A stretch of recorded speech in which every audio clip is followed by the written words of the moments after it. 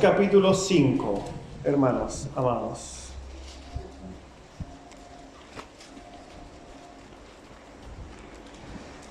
Hebreos capítulo 5, vamos a leer los primeros 6 versículos.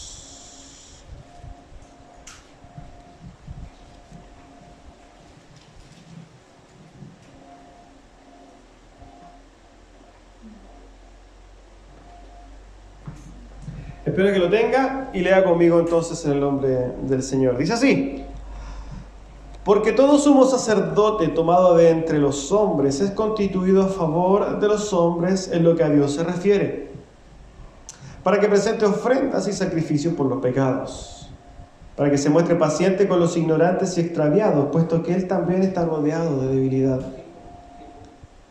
Y por causa de ella debe ofrecer por los pecados, tanto por sí mismo como también por el pueblo.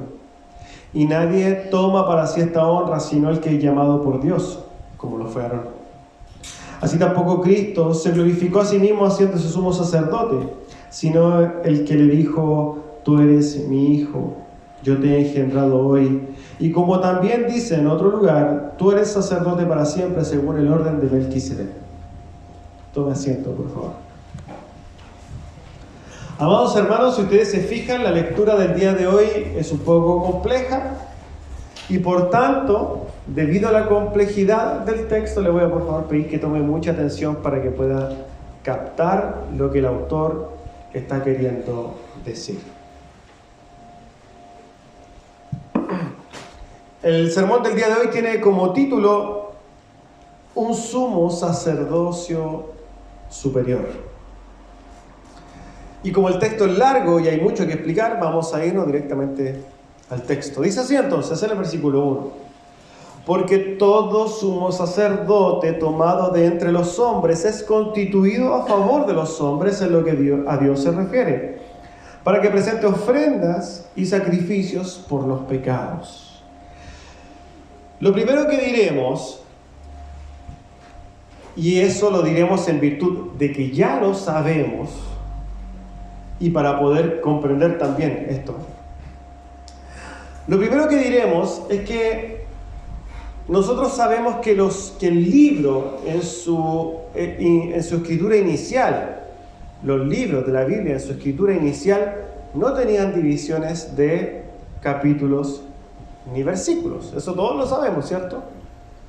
Eso fue añadido con posterioridad para de alguna manera darle un orden, para que la gente pudiera de alguna manera tener un estudio más fácil.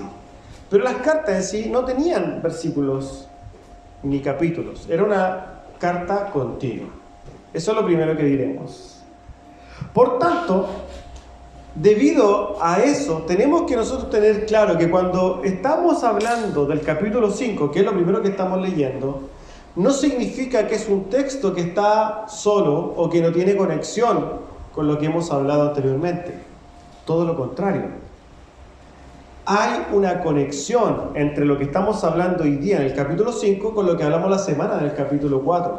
Recordamos que la semana pasada nosotros habíamos hablado en el capítulo 4, terminándolo, de Jesucristo como nuestro sumo sacerdote. Habíamos hablado de eso.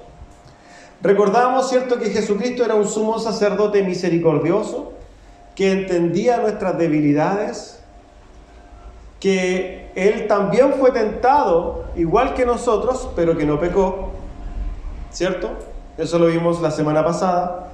Y hablamos de que este sumo sacerdote había abierto una entrada a ese trono de gracia, donde nosotros, cuando estábamos débiles, tentados, podíamos ir. Y ese trono de gracia era alcanzable a través de la oración, ¿cierto?, por los méritos y por la obra de este sumo sacerdote. Entonces en ese lugar, en ese trono de gracia, nosotros podíamos encontrar el oportuno socorro, la ayuda, el consuelo, la fortaleza, la paz, la sanidad, ¿cierto? Eso es lo que nosotros habíamos hablado en el capítulo 4. Ahora bien, como no hay separaciones en la carta original, el autor sigue hablando de lo mismo, y es por eso que lo decimos. hay una conexión entre lo que está hablando hoy y lo que nosotros vimos la semana pasada. Y dice así: porque todo sumo sacerdote, haciendo referencia a Jesucristo, ¿cierto? Del sumo sacerdocio, del tema en general. Aquí va a decir que todo sumo sacerdote de entre los hombres es constituido a favor de los hombres. Jesucristo es tomado a favor de los hombres, pero aquí el autor lo que va a hacer es añadir una explicación. Espero que vayan siguiendo la línea. Y va a hablar del sumo sacerdocio ahora, dirigiéndose a el sumo sacerdocio del Antiguo Testamento. Recordamos que nosotros escuchamos esto del sumo sacerdote, ¿por qué? Porque esto aparece en las escrituras del Antiguo Testamento, ¿cierto? En el Nuevo Testamento, el único libro que habla del sumo sacerdocio, adivinen cuál es. De Hebreos. Nosotros no encontramos hablando del sumo sacerdocio de Cristo en otro libro, lo encontramos acá, en Hebreos. Y el sumo sacerdocio es algo que se desarrolló en el Antiguo Testamento. Y lo primero que va a hacer entonces, y que quizás nos llama la atención, es que el autor está hablando de las cosas o características, funciones, o de alguna manera podríamos decir requisitos que debía tener un sumo sacerdote en el Antiguo Testamento. Lo primero que dice entonces es que el sumo sacerdote debía ser un hombre. Acabamos de leer ahí, dice: porque todo sumo sacerdote es tomado de entre los hombres. Todo sumo sacerdote es y debe ser tomado de entre los hombres. Y según la ley de Moisés, que nosotros me imagino que algo sabemos de esto, sabemos que solamente en su principio fue tomado un hombre, que era el primer sumo sacerdote llamado Aarón. ¿Conocen a Aarón? Espero que sí. Aarón fue el primer sumo sacerdote y fue tomado de entre los hombres para interceder, ¿cierto?, en el tabernáculo entre Dios y los hombres. El primer requisito, por tanto, era que tenía que ser un hombre, tenía que ser tomado de entre los hombres. Después de esto, los sumos sacerdotes que venían tenían que ser incluso de la misma familia y descendencia de Aarón. Y los sumos sacerdocios, el sumo sacerdote era sin duda tenía una característica especial, era alguien importante dentro de la nación. Por tanto, el primer requisito, ya lo tenemos claro, es simple: debe ser un hombre. El segundo requisito es que este sumo sacerdote debe ser escogido por Dios. No son los hombres los que eligen al sumo sacerdote, sino que lo escoge Dios. Entonces el autor indica que el sumo sacerdote tampoco se nombra a sí mismo o se designa a sí mismo. El oficio sumo sacerdotal está basado en un llamado divino. Esto quiere decir que de alguna manera el que toma el oficio, ¿cierto?, no puede atribuírselo a sí mismo, no se lo puede abrogar, tampoco lo va a hacer la gente, sino que es Dios el que escoge entonces al sumo sacerdote. Y esto, quizás llevándolo a lo contemporáneo, quizás llevándolo a la iglesia de hoy día, tiene que ver con los pastores. Porque el pastor no lo elige la congregación, ¿cierto? ¿Qué hace la congregación cuando se hace el nombramiento de un pastor? Lo confirma, no lo llama. La iglesia no llama a un pastor. El pastor lo llama el Señor. Y la iglesia lo confirma. Esto es quizás llamándolo hoy día. Y podemos llevarlo en todo sentido. ¿Por qué? Porque Dios escoge a todos sus obreros. Dios es el que escoge a sus servidores. Por tanto, el segundo requisito básico del sumo sacerdote es que es escogido por Dios. El tercero que dice ahí es que un sumo sacerdote ofrece sacrificios. Y esto tenía que ver entonces en la labor, en el oficio de lo que hacía un sumo sacerdote, en el Antiguo Testamento. La tarea por excelencia del sumo sacerdote del Antiguo Testamento era llevar a cabo expiación, sacrificios por los pecados del pueblo. Y esto lo hacía a través de matar animales. Esto era un sacrificio. Llevar y matar animales, presentarlos delante de Dios en expiación por los pecados del pueblo. Las personas pecadoras en Israel antiguo llevaban sus animalitos al sacerdote, el sacerdote los mataba, ¿cierto? También después nosotros podemos ver, y lo vamos a ver un poquito más adelante, que el sumo sacerdote hacía una obra más compleja. Pero encontramos en primer lugar, en este primer versículo, tres requisitos o tres funciones que hace un sumo sacerdote. Primero, que este hombre debía ser como requisito tomado de los hombres, tenía que ser un hombre. Segundo, ser escogido por Dios. Y tercero, realizar una tarea de intercesión a través de sacrificios. Nosotros hasta el momento estamos hablando de lo que era el Antiguo Testamento, pero podemos ver inmediatamente a Cristo en todo esto, ¿cierto? Es fácil ver a Cristo en esto. ¿Por qué? Porque Cristo cumplió todas estas funciones. Dice así el segundo versículo. Para que se muestre paciente, hablando del sumo sacerdote del Antiguo Testamento, para que se muestre paciente con los ignorantes y extraviados, puesto que él también está rodeado de debilidad. El sumo sacerdote, ¿cierto?, que representa al hombre enfrente de Dios, no puede ni debería perder su paciencia respecto de los pecados de los hombres. No debería, ¿cierto?, como intercesor, como sumo sacerdote, no debería indignarse ni salirse de sus casillas, ¿cierto?, ni llegar a la rabia por las faltas de su prójimo. El sumo sacerdote, ¿cierto?, ciertamente apuntaba a Cristo, pero hay una diferencia cualitativa en cuanto a la calidad respecto del sacerdote del Antiguo Testamento respecto de Cristo. ¿Por qué? Porque Cristo, como vimos la semana pasada, no pecó, era limpio y sin pecado. Pero los sumos sacerdotes del Antiguo Testamento eran pecadores. Eran personas comunes y silvestres. Pecadoras igual que los demás. Por lo tanto, lo que quiere decir el autor es que el sumo sacerdote escogido del Antiguo Testamento no se podía indignar con el pecado de los demás. ¿Por qué? Porque compartía su misma naturaleza, su misma debilidad, su mismo pecado. Y esto nos enseña algo. Porque yo creo que se trata de mirar a sí mismo hoy día en su propia santidad, ¿cierto?, en su propia profesión de fe. Y dígame si usted no se indigna o no se ha indignado con los pecados de su hermano. Somos mandados a hacer. Y tenemos un ojo tan clínico para poder ver el pecado del otro y nos indignamos. Somos muy carepalos. Y es una verdad. Pero como dice el Señor, nosotros somos capaces de ver una astilla en el ojo ajeno, pero no vemos que dentro de nosotros hay así una viga. ¿Por qué? Porque es una característica del humano. Nosotros nos cuesta ver mucho nuestros propios pecados. Esto solamente a modo quizás de comentario.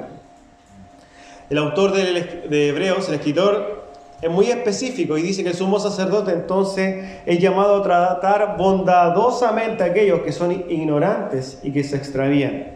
Y lo mismo deberíamos hacer nosotros, aunque cueste, ¿cierto? Porque cuesta. Cuesta no indignarse con el pecado de los demás. Ahora bien, la Escritura nos dice que en este sentido los pecadores que el sumo sacerdote debe tratar con bondad son ignorantes y extraviados. Y podemos comprender que estos pecados a los que hace alusión se refiere aquellos pecados que son cometidos por debilidad. Y esto es una aclaración también que quiero hacer. Porque esto dista mucho de los pecados que son cometidos con una intención clara de agraviar a Dios. De alguna manera de ir en contra del Señor. Hay pecados que no pueden ser tomados con el buenismo que nosotros podemos pensar, ¿cierto? Hay pecados y pecados. Hay pecados que son y que merecen de parte de nosotros una acusación, un rechazo absoluto e incluso una indignación.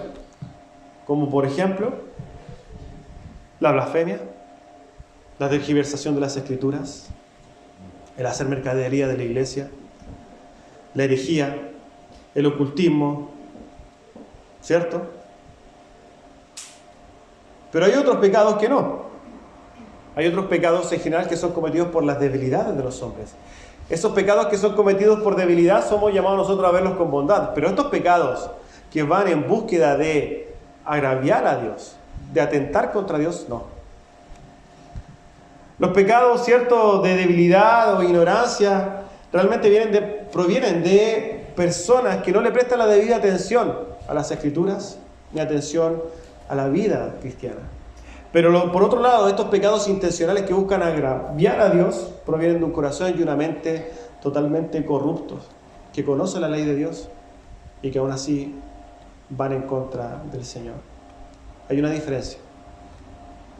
Y hay pecados por los cuales no sé si bueno, pero es digno indignarse. ¿Ya?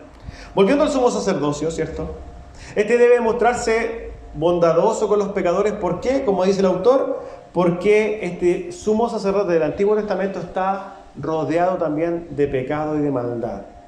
Entonces, el autor prosigue y vamos al versículo 3.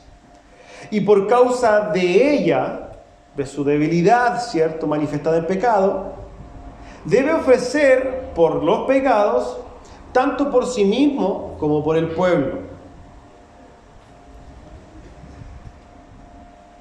Habíamos dicho que el sumo sacerdote es débil y pecador, ¿cierto? Entonces, el autor de Hebreos lo que está haciendo énfasis es en la obligación del sumo sacerdote del Antiguo Testamento de no solamente ofrecer sacrificios por el pueblo, tenía que ofrecer sacrificios por sus propios pecados. Era por tanto un hombre tomado de los hombres, ¿cierto?, elegido por Dios, que presentaba sacrificios, pero que era pecador, y que por tanto, como era pecador, también tenía que presentar sacrificios por sus propios pecados, ¿cierto? Nosotros sabemos que el autor de alguna manera está trazando un paralelismo entre el sumo sacerdote del Antiguo Testamento y Jesucristo. Y sabemos que la diferencia es abismante. El sumo sacerdote del Antiguo Testamento apuntaba a Cristo, pero Cristo era totalmente diferente. Era superior, era mucho más grande, era eterno. Y Jesús, por el contrario, no necesitaba presentar sacrificios por sí mismo, porque Él no pecó. ¿Cierto? Debido a que Jesús no pecó, no tenía por qué presentar sacrificios por sus delitos. Jesucristo hizo un sacrificio por los pecados de su pueblo una vez y para siempre. Y esto fue cuando se presentó a sí mismo como sacrificio. Como dice el mismo autor de Hebreos, un poquito más adelante. Jesucristo, que no tiene necesidad cada día, como aquellos sumos sacerdotes, de ofrecer primero sacrificios por sus propios pecados y luego por los del pueblo, porque esto lo hizo una vez y para siempre, ofreciéndose a sí mismo. Jesucristo, entonces, no tenía que presentar sacrificios por sí mismo, como sí lo hacía el sumo sacerdote del Antiguo Testamento. El sumo sacerdote del Antiguo Testamento, ¿cierto?, entraba una vez al año, ¿a dónde? Al lugar santísimo. Y ahí, ¿cierto?, en ese día de la expiación, en el 10º día del 7º mes, que viene siendo como octubre, tenía que hacer toda una dinámica que consistía, por ejemplo, en ofrecer un becerro por su propio pecado para expiar su propio pecado, ¿cierto? Y el de su casa. Lo primero que hacía. Este sumo sacerdote, como lo ha dicho el autor, presentaba sacrificios por él mismo. Segundo, entraba en el lugar santísimo con incienso.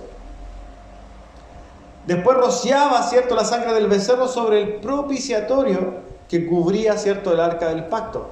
Espero que ustedes sepan de lo que estamos hablando, porque todo lo vimos detalladamente en el estudio del Antiguo Testamento. El que no sabe, mándeme un WhatsApp por interno y lo vemos nuevamente. Después, echaba suerte sobre 2 machos cabríos, ¿cierto?, que estos eran traídos por el pueblo. Después procedía entonces a matar a uno de los machos como ofrenda por el pecado de la nación. Y rociaba su sangre dentro también del lugar santísimo. Al macho cabrío que quedaba libre, ¿se acuerdan de lo que se hacía? Oraba por ellos, ponía los pecados y lo mandaba al desierto. Y ahí claramente moría. El sumo sacerdote entonces hacía expiación por su pueblo, orando para que Dios perdone el pecado de él y de los que el pueblo ha cometido. Ahora bien, nosotros hemos visto que el autor está haciendo una descripción de la calidad del sumo sacerdote del Antiguo Testamento, pero aquí va a ser una pequeña variación y esperamos que la podamos identificar. Dice así el versículo 4, 5 y 6. Y nadie toma para sí esta honra, sino que el que es llamado por Dios, como lo fue Aarón. Y así tampoco Cristo se glorificó a sí mismo haciéndose sumo sacerdote, sino que el que le dijo: tú eres mi hijo, yo te he engendrado hoy. Como también dice en otro lugar: tú eres sacerdote para siempre, según el orden de Melquisedec. Aquí la parte fácil ya la pasamos del sermón. Aquí viene la parte más compleja del sermón. Así que si tomó atención antes, ahora le va a pedir que tome más atención, porque quiero que de alguna manera capte lo que está tratando de hacer el autor, y es llevando el sacerdocio de Cristo a su máxima expresión, para que nosotros podamos contemplarla. El autor entonces en estos versículos centra su atención en el sacerdocio de Jesucristo, y lo primero que dirá es que el cargo de sumo sacerdote es un cargo de honra, ¿cierto? El cargo de sumo sacerdote es un honor que Dios da a la persona que asume tal oficio. Es una posición, un oficio de honra. El sumo sacerdote desde los tiempos de Aarón disfrutaba de un reconocimiento particular de la comunidad hebrea. El sumo sacerdote ocupaba, junto con el líder civil, el cargo más importante de la nación. El escritor entonces dice respecto de esta honra y enfatiza que nadie se puede arrogar a sí mismo tal honor, ya sea para su propia satisfacción o porque se autoconvenció. Nadie puede hacerlo. Arrogarse algo es atribuirse, ¿cierto?, un honor, una condición, etc. Nadie puede arrogarse, nadie puede atribuirse el cargo a sí mismo, porque es un regalo de Dios. Dios es el que llama a este oficio y pone como ejemplo a Aarón. Dice así: y nadie toma para sí esta honra, sino que el que es llamado por Dios, como lo fue Aarón. Sabemos que Aarón fue el primer sumo sacerdote, como lo habíamos dicho, y que fue nombrado y designado por Dios. Dios es el que llamó a Aarón. Y para de alguna manera comparar positivamente a Aarón y Cristo, el autor dice que tal como Aarón no se nombró a sí mismo, Jesucristo no se nombró a sí mismo tampoco. Recordamos que dentro del pacto intratrinitario existe una conversación, ¿cierto?, que es el pacto intratrinitario dentro de la teología del pacto, donde el Padre determina e indica al Hijo que vaya a hacer la expiación por los pecados. Él lo designa, lo ordena, lo nombra y lo establece como el Salvador del mundo. ¿Y el Jesucristo qué es lo que hace? Obedece su llamado, ¿cierto? Tal como Aarón fue apartado por Dios, llamado por Dios, Cristo también fue apartado por Dios. Cristo es el designado por el Padre para ser nuestro sumo sacerdote. Y el autor va a citar 2 salmos diferentes para poder justificar sus palabras. En primer lugar, cita el Salmo número 2, que dice así: tú eres mi hijo y yo te he engendrado hoy. Pero nosotros sabemos, y aquí tomen mucha atención, que el autor principal de esta carta es el Espíritu Santo, y a través de las Escrituras siempre quiere mostrar muchas cosas más. El autor cita el Salmo 2. Y para nosotros poder comprender lo que el autor quiere decir, tenemos que saber, ¿y qué está diciendo solamente el Salmo 2? Porque no podemos tomar este pasaje así, digamos, de la nada y decir, bueno, esto no quería decir nada. El Salmo número 2 tiene que decir algo muy importante. Ya lo había utilizado antes en Hebreos capítulo 1, en su comparación con los ángeles. Pero aquí está hablando de que este llamado, Jesucristo es el Hijo de Dios. Y utiliza el Salmo 2, y el Salmo 2 tiene una característica importante. ¿Por qué? Porque el Salmo número 2 enfatiza el estado de realeza del Hijo. El Salmo 2 habla de cómo el Hijo recibe las naciones como herencia. Cómo este Hijo gobierna con un cetro en el reino de su Padre. El Salmo 2 lo que busca es mostrar a Cristo como Rey. Lo que está haciendo el autor al citar el Salmo 2 no es por mera casualidad, es porque ese Salmo 2, mesiánicamente conocido para todos los hebreos receptores de esta carta, se entendía claramente que el Salmo 2 hablaba del Mesías como Rey. Y por tanto, alguien podría preguntarse entonces respecto de este pasaje: ¿puede el Cristo, Rey, el Mesías Rey, puede ser Rey y al mismo tiempo ser sumo sacerdote? Podría ser una pregunta o una objeción que cualquier receptor de esta carta podría hacerse. Como hemos dicho, los receptores de esta carta, los hebreos, eran, valga la redundancia, hebreos, conocedores de las Escrituras del Antiguo Testamento. Y más de alguno de ellos conocía a la perfección las Escrituras del Antiguo Testamento. Y ellos sabían, en virtud con esta pregunta que acabamos de hacer, ¿puede ser rey sacerdote? También ellos sabían que el sumo sacerdote venía de una tribu en particular. ¿De dónde venían los tribus? ¿De qué tribu venían los sumos sacerdotes? De la tribu de Leví. ¿Y Jesús de qué tribu venía? ¿Podía ser alguien de la tribu de Judá sumo sacerdote? No. Y era una objeción plausible, era una objeción, digamos, entendible, era una pregunta que cualquier persona podría hacerse y tenía razón de hacérsela. ¿Cómo va a ser Jesús sumo sacerdote si él viene de la tribu de Judá? No podría ser. Están contradiciendo las Escrituras. Esto debe ser un error. Son objeciones que el autor de alguna manera anticipa y va a responder de una manera maravillosa a través de la Escritura del Antiguo Testamento, a través del Salmo 110, cuando dice: tú eres sacerdote para siempre según el orden de Melquisedec. Imagino que algunos conocen este nombre, pero otros se estarán preguntando: ¿y quién es Melquisedec? ¿Se come? ¿De dónde salió? Porque no todos saben quién fue Melquisedec. Nosotros lo vimos y vamos a rememorarlo. Génesis 14, en su versículo 18 y 20, dice así: entonces Melquisedec, rey de Salem y sacerdote del Dios Altísimo, sacó pan y vino, y le bendijo diciendo: bendito sea Abraham del Dios Altísimo, creador de los cielos y de la tierra, y bendito sea el Dios Altísimo, que entregó tus enemigos en tu mano, y le dio a Abraham los diezmos de todo. Melquisedec aparece, ¿cierto?, en el Antiguo Testamento interactuando con el padre de la fe, que es Abraham. Abraham le da los diezmos del botín que traía luego de una batalla que tuvo, ¿cierto?, de una victoria que tuvo en aquel momento. Cuando Abraham le da los diezmos, ¿cierto?, a Melquisedec, lo que está haciendo es reconocerlo como un sumo sacerdote del Altísimo.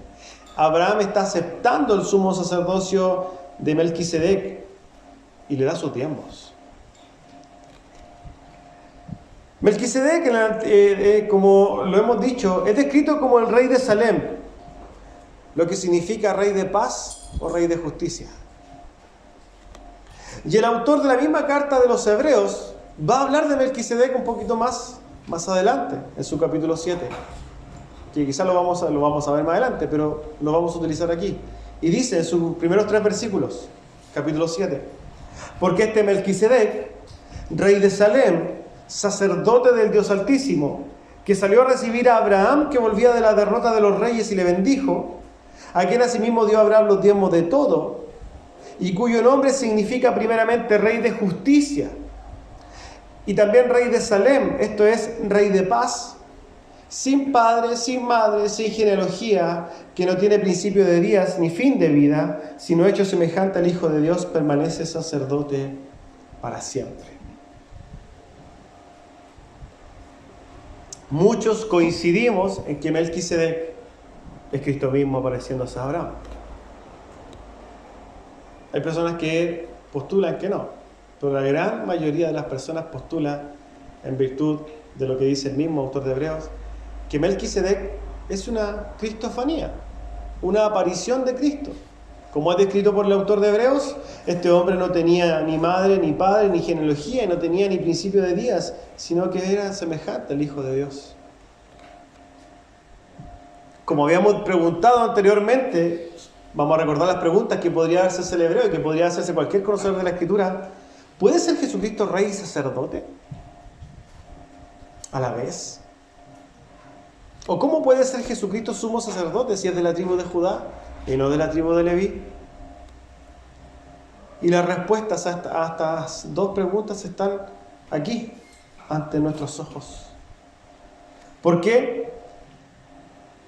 Porque el autor de los Hebreos, y ojo con esta preciosura y esta maravillosa explicación, está diciéndonos, en primer lugar, que el sacerdocio de Jesucristo no tiene su fundamento en Aarón.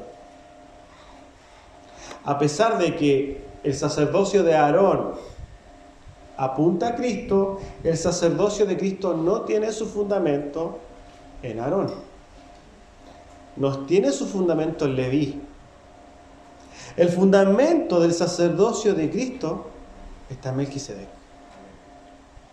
Y Melquisedec y su sacerdocio es más grande, es superior, es anterior y más duradero que el sacerdocio de Aarón. Vuelvo a repetirlo. El sacerdocio de Melquisedec es más grande, es superior, es anterior y más duradero, porque es eterno, que el sacerdocio de Aarón. Porque este sacerdocio de Melquisedec viene de la eternidad misma. Cuando habla del orden de Melquisedec, significa y está haciendo una explicación de una especie de sucesión. Alguien podría ser sacerdote según el orden aarónico de Aarón y podría ser un descendiente de Aarón, Caifás quizás. Pero Jesús es sacerdote según el orden o la sucesión de Melquisedec, que es un sacerdocio superior y eterno. Por tanto, la respuesta a la pregunta, si es que tiene que ser necesariamente la tribu de Leví, no. Porque el sacerdocio ese, como ustedes lo ven, era un sacerdocio imperfecto. Es un sacerdocio inferior. Nuestro sumo sacerdote está fundamentado en el sacerdocio de Melquisedec, que no tiene fin de días, porque es eterno. La respuesta entonces para los hebreos es que el sumo sacerdocio de Cristo era superior. Y también podría preguntarse, o respondiendo a la otra pregunta, ¿y puede ser rey y sacerdote? Y nosotros lo que tenemos que ver, ¿y qué es lo que era Melquisedec? Melquisedec era rey y sacerdote. Por tanto, las preguntas que podrían haberse hecho los receptores de esta carta están totalmente respondidas. No hay dificultad alguna, hermanos, en compatibilizar el reinado de Cristo con su sacerdocio. El mismo Salmo que dice que Cristo es sacerdote para siempre. Nuestro Jesucristo es sacerdote para siempre. Hoy día está sentado al lado, ¿cierto?, a la diestra de Dios, intercediendo por nosotros. Está ejerciendo su oficio de sacerdote por nosotros. Pero al mismo tiempo también es nuestro Rey. Jesucristo es nuestro Rey y sacerdote. Zacarías dice simbólicamente, hablando del Mesías, Él es el quien edificará el templo del Señor y será revestido de majestad y se sentará en su trono y gobernará, y Él será sacerdote en su trono y habrá armonía entre los dos. Podemos notar claramente, hermanos, que el Padre se dirige al Hijo en estos dos salmos.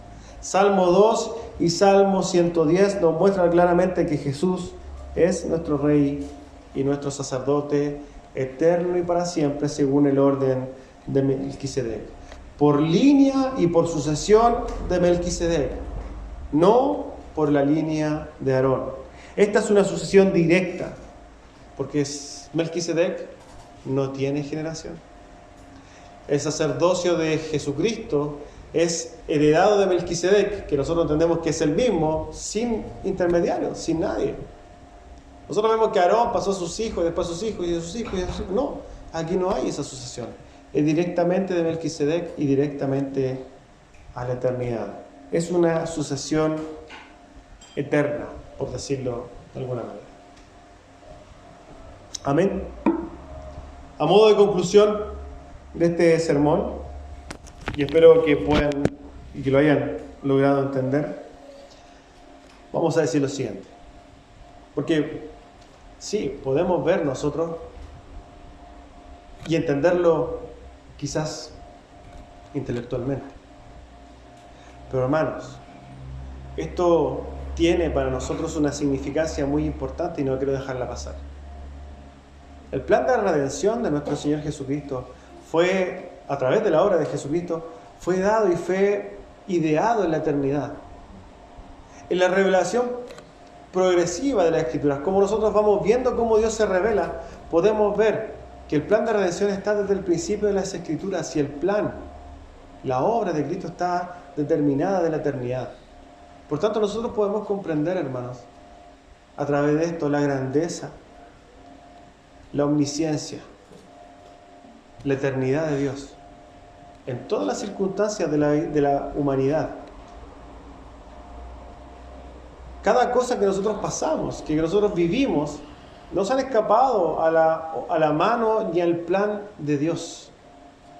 Por eso diremos lo siguiente: Dios creó los cielos y la tierra. Dios creó el tiempo, como lo hemos dicho, y nos creó a nosotros. Dios ordenó las cosas desde la eternidad. Nuestra creación, nuestra caída, nuestra salvación, todo siempre ha estado en el plan de Dios. Y su maravilloso plan, y en su maravilloso plan, nada, hermanos, pero absolutamente nada se le ha pasado por alto.